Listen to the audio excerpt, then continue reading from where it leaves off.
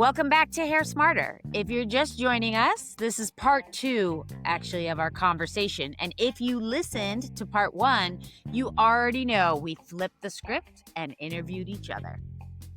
And in this episode, we're shifting the focus. We want to talk about why we started the Breakroom and how it became what it is today.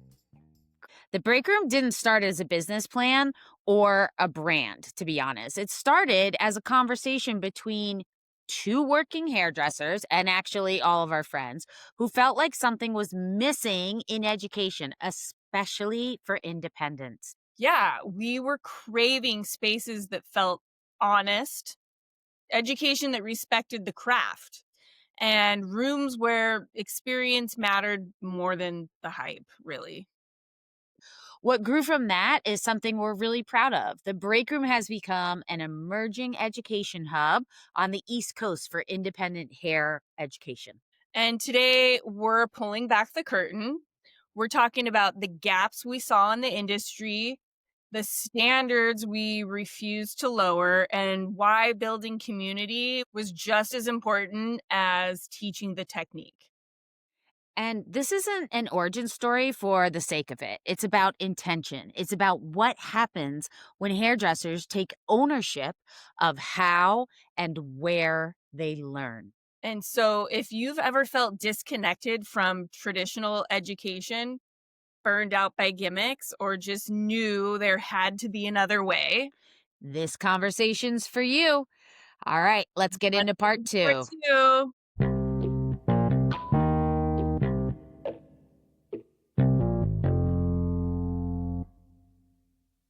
How do you handle it when a client teaches you something about yourself? I actually really love it. Even if it's a hard one, my first reaction, probably because I'm a middle child, also, I feel that first thing where I'm like, wait, what? No, I feel that for a second in me.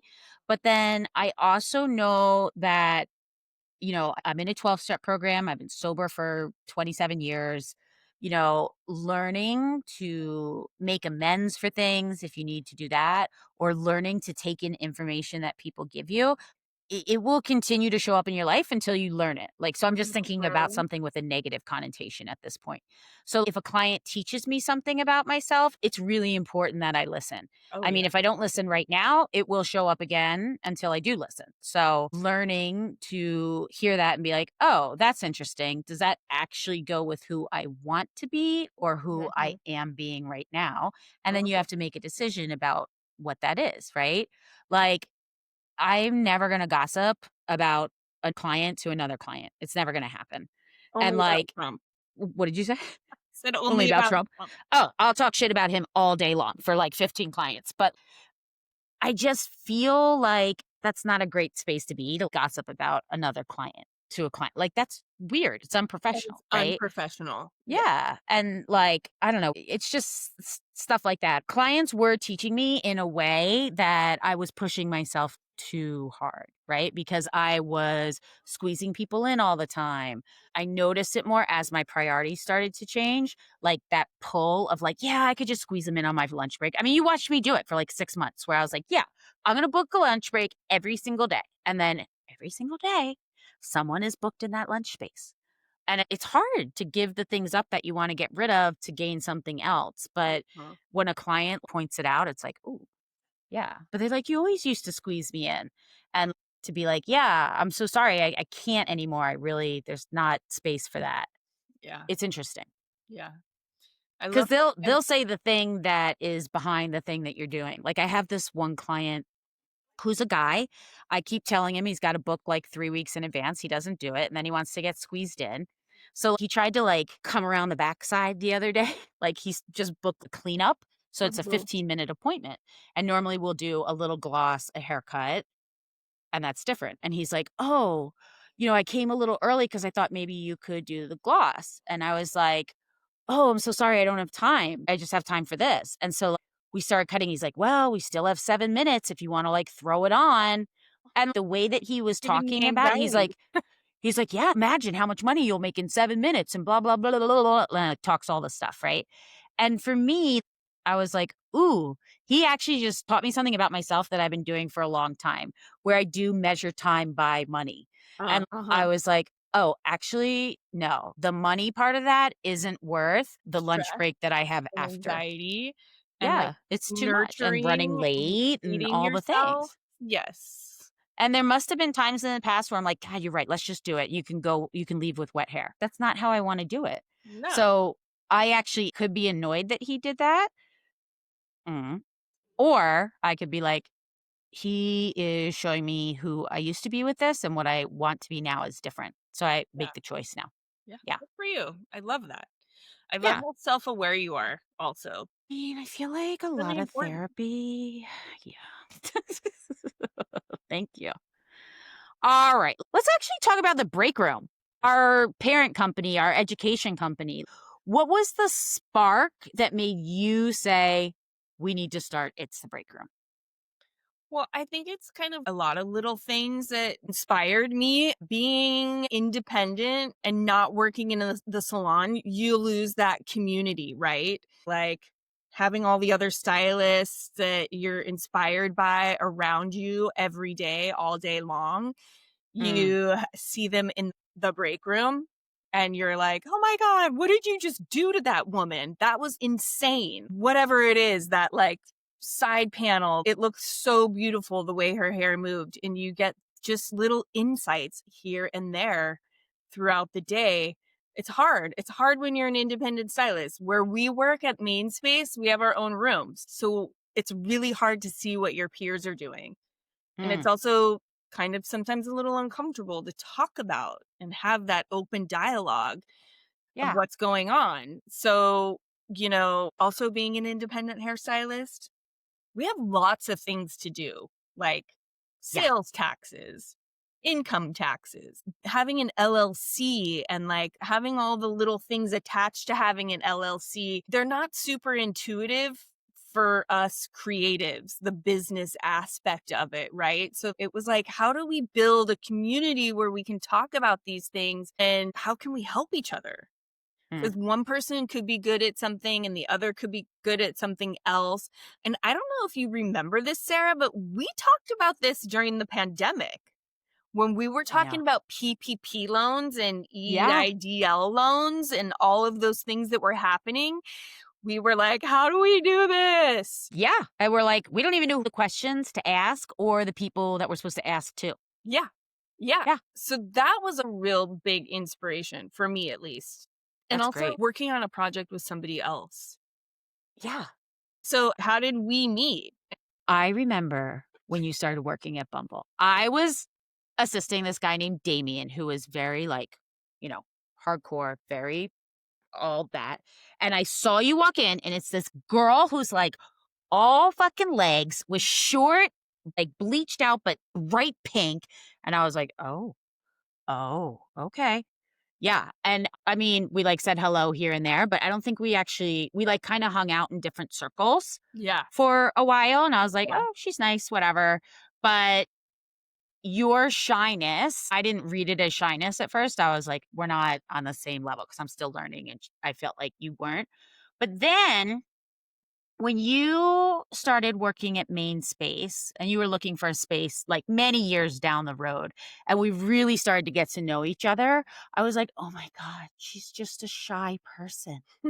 And it was great. Like, I was kind of like, we know each other. We kind of like circle back to when we met. And I was like, oh, she's just like very shy. And it's again, we're all just people trying to figure out our shit. Right. It's so funny, but, my impression is that you were very confident and that you were very talented and, like, very skillful. That was my impression. Amazing. Well, I can't remember exactly because you started working before me. So Mm, you probably remember me more because I was a new person coming in and you were yeah. already established there. It's funny because you worked with Damien and then I assisted Nancy. So we were In the like back right row. next to each other for Yeah. a while in that back row back there. And I remember always just feeling safe with you. Like, you Aw. were a person that I may not have been, like, super close with, but I think, well, you were an athlete. I was an athlete in high Yes. school. Like, we had a little bit of a connection, and it wasn't super explored in the beginning, like you said, but it was always like that girl I can be open with. I feel safe Yeah. with. Like, I don't feel I'm being judged by her. And I remember also going downtown. You kind of worked in a station that was near Eric and Andrian Yeah. Like in the down the front. stairs. Yeah. And you were always just a person that I could be like, if we made eye contact, it was always like, you know what's up. Yeah. You know Yeah. what I mean? Like, I could Yeah. crack a joke with you from across the room, and I felt like we had an unspoken connection that just Totally. hadn't evolved at all.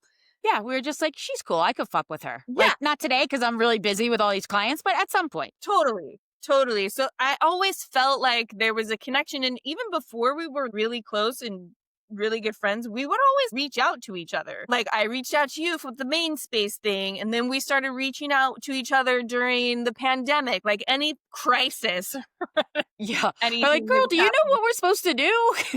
Yeah. Yeah. So when we like talked about it's the break room, it just felt like a no brainer. It was like, yes. I mean, I know this kind of leads into the next question about what's the balance, the energy of the roles, right? What do each of us bring to the partnership? In my opinion, I think I'm very big picture. I'm thinking about a huge event we're going to have in 5 years, and it's going to be this and that, and la la la. La, and I have this great idea, and it's like, great. And then I feel like you bring me back to reality, and you're like, oh, that's nice. Have you thought about what we're going to do in the next How like did we get quarter or week, or what are we posting on social media? And I'm like, oh, right, right.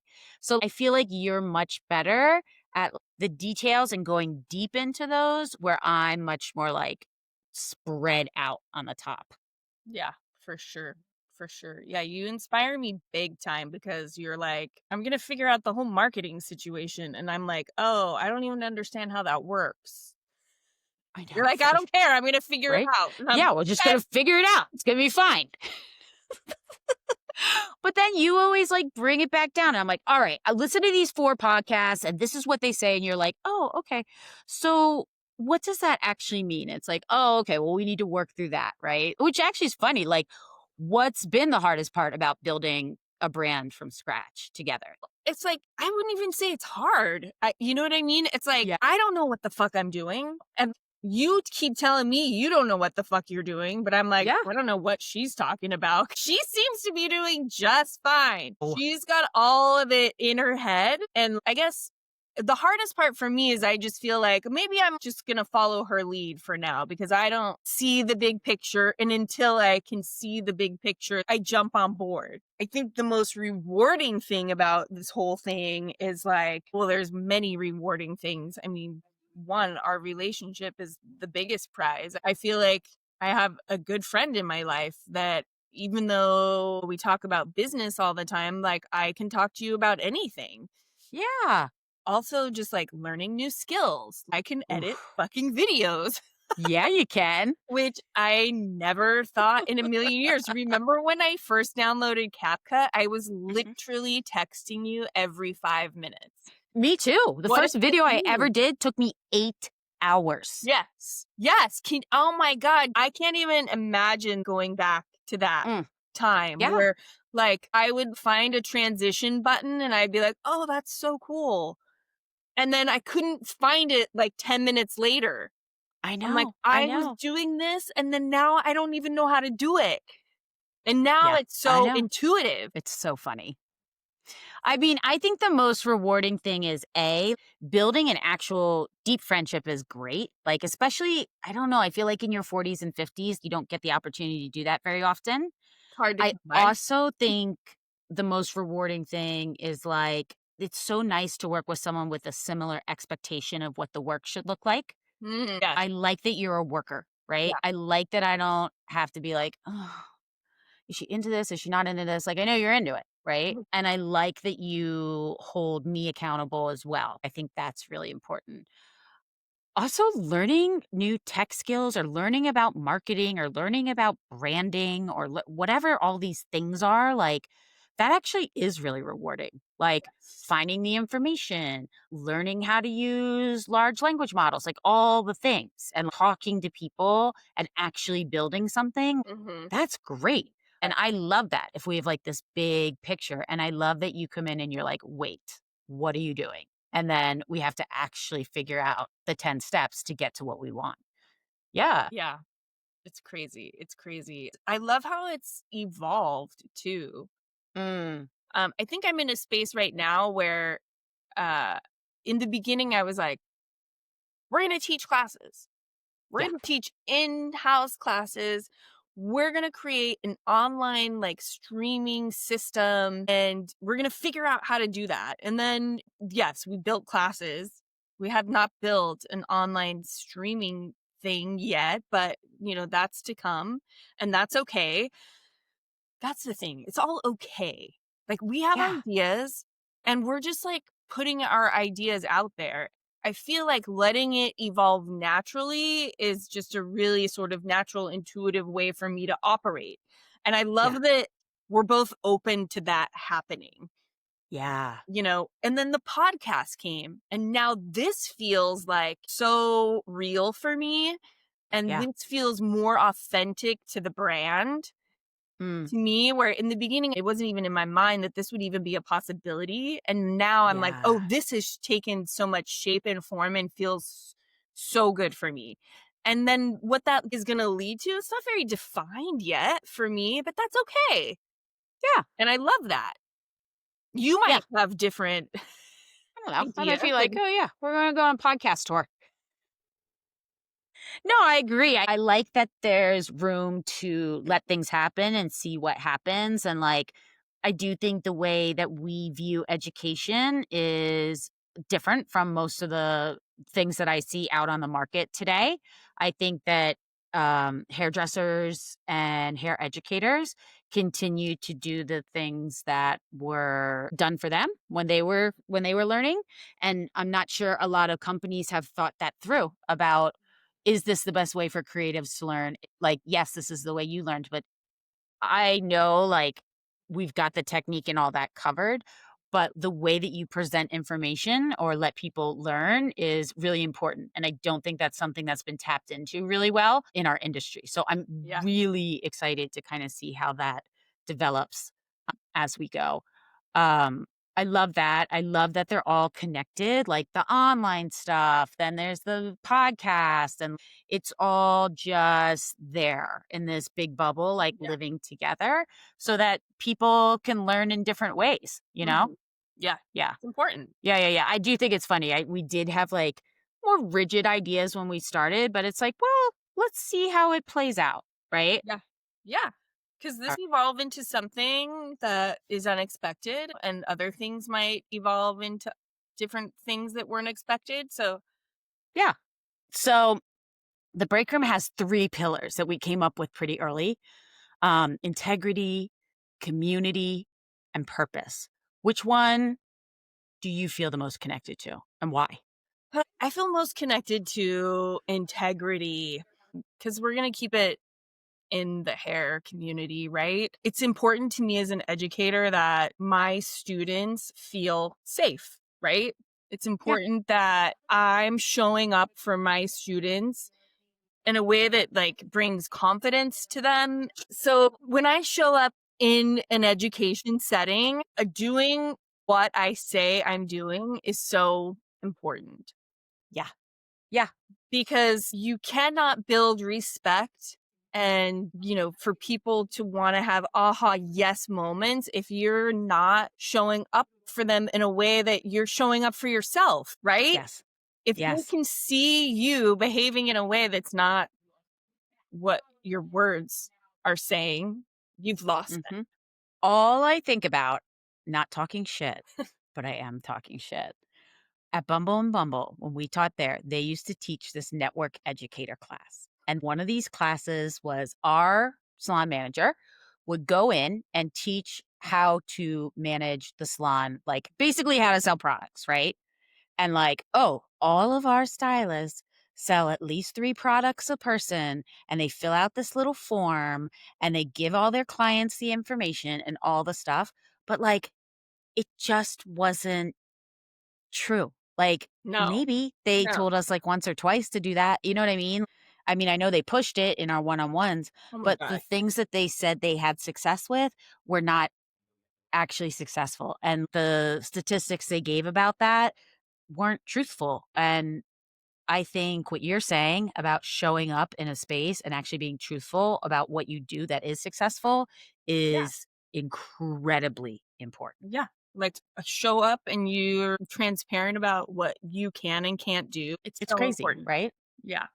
And Yeah, some students in a classroom setting, I've been a hairstylist for a long time, yeah, can weed out bullshit in a nanosecond. of course. And when you lie, it's just not okay. I Um, don't show up like that in my real life, you know? you can't, right? And if you don't know something, then it's like, okay, let's try to work it through together. You know, the golden answer used to be like, I don't know. Let me get back to you on that. Right. Mhm, And keeping this thing where you're in a hierarchy, like you're the teacher and you'll get back to them about mhm, whatever it is, and they're the student.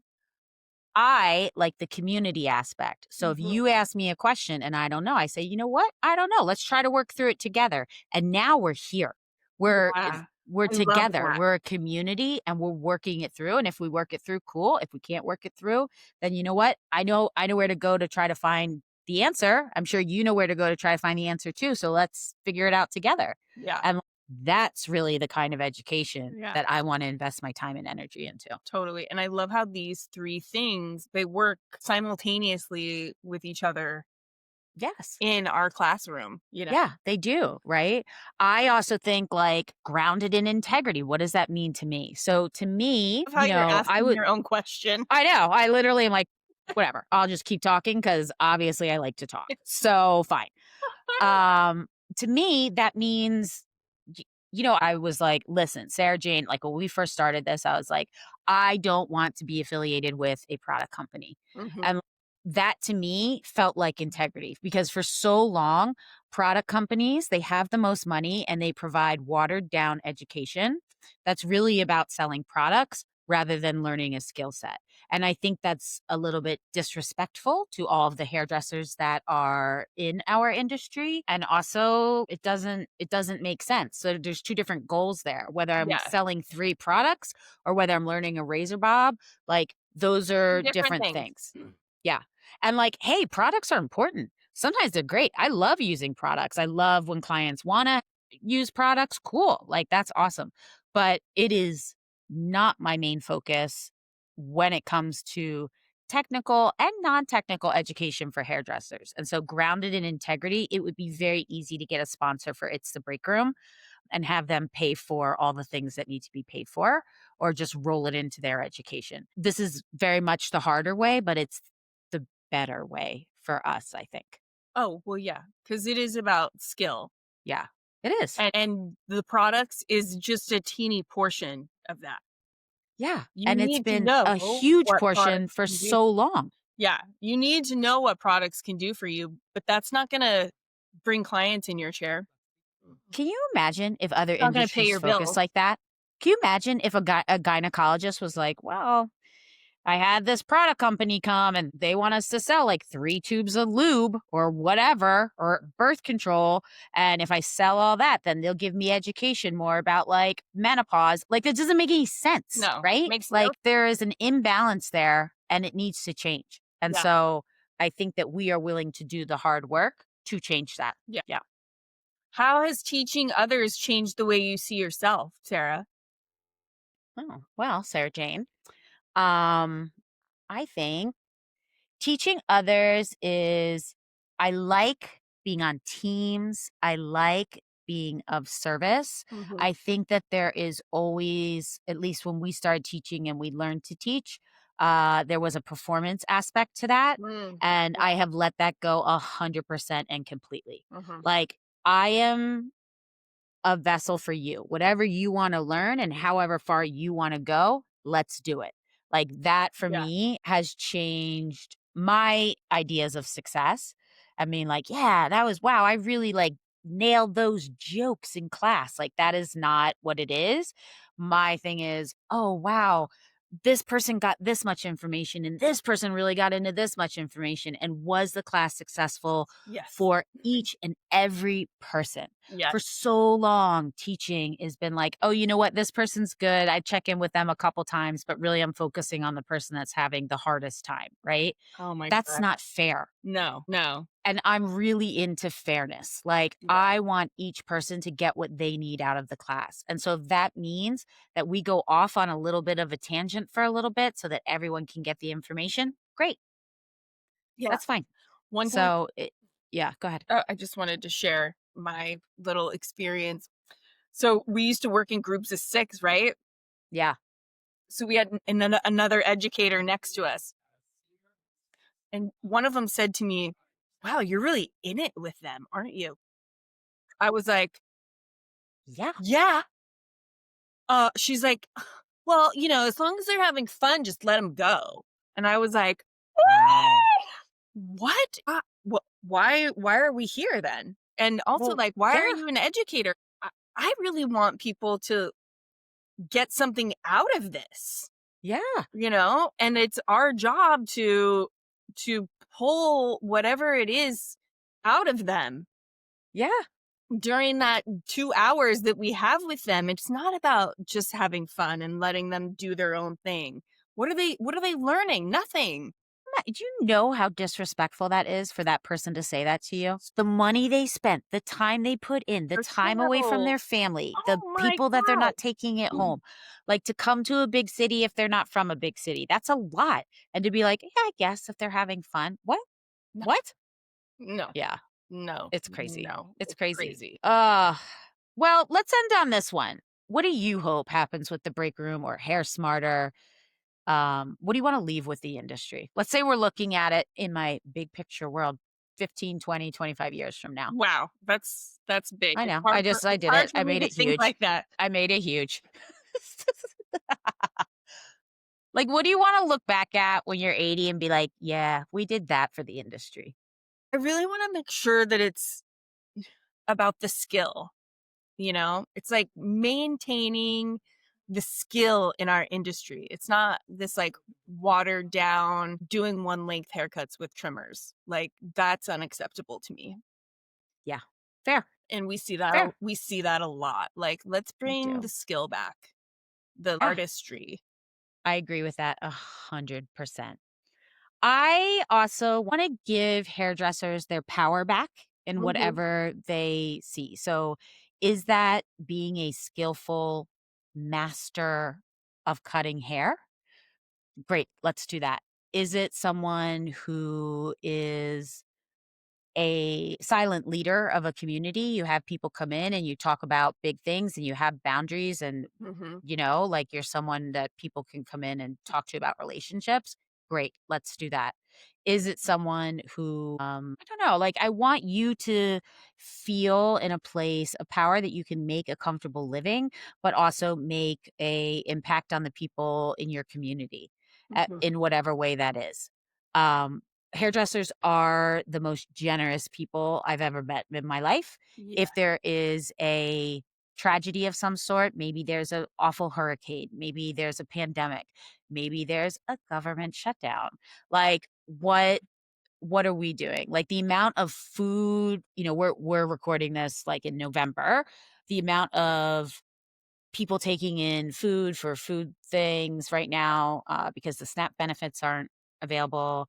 I remember when there was like a huge hurricane in North Carolina last year, the Mhm. amount of people that sent really expensive scissors and supplies and color to the salons that got wiped out. Like, The community yeah, I want really to, comes together.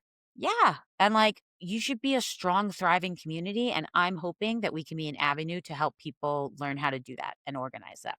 I love that. I Yeah. love that. Me too. Yeah. Yeah. Yeah. So, I think this was great. I think that the biggest thing about this, of course, was to like share with our audience, like who we are, but also know that we are in it for you for the most part. My success as 100%. a person, like, actually is determined by how you feel success. And if we can do that together and you get to like realize a part of you that you didn't know before, I can go to bed a happy person. It's not about me. It's about you. Yeah. I mean, that's the biggest thing, right? So I guess I want to thank everyone for listening. That's amazing. And we will have another guest coming up soon, as well as topics that maybe no one's talking about, but should be. So if this is something that resonated with you and you want to take a class with us or you want to just reach out, of course, subscribe, like all the things, share, whatever. And yeah, thank you for being part of Hair Smarters today. Love you. Love you more. Bye.